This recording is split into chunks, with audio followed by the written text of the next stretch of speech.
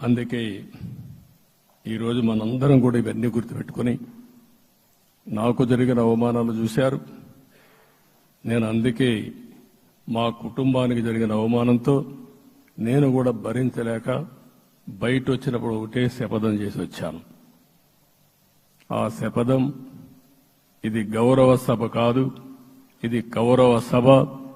ప్రజాక్షేత్రంలో గెలిచి మళ్లీ ఈ సభను గౌరవ సభగా చేసి అడుగు పెడతానని చెప్పి శపథం చేసి బయట వచ్చాను. ఓసారి ఇవన్నీ చరిత్ర. ఆ శపథాన్ని ప్రజలు గౌరవించారు. గౌరవించిన ప్రజల్ని నిలబెట్టే బాధ్యత మనందరిపైన ఉంది. సభను కూడా ఎన్నోసార్లు పవన్ కళ్యాణ్ గారు చెప్పారు, భవిష్యత్తులో ఆంధ్రప్రదేశ్ శాసనసభని ఒక గౌరవ సభగా చేసి ప్రజా సమస్యల్ని చర్చిస్తామని చాలా స్పష్టంగా చెప్పారు. అలాంటి బ్రహ్మాండమైన వాతావరణం క్రియేట్ అవుతుంది. దానికి ఒక శాసనసభాపక్ష నాయకుడిగా నేను హామీ ఇస్తున్నా.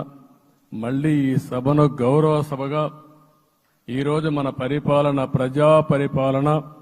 ప్రజా ప్రభుత్వంగా మనం ముందుకు పోవాల్సిన అవసరం ఉంది. ముందుకు పోతామని చెప్పి కూడా నేను మీకు తెలియజేస్తున్నా.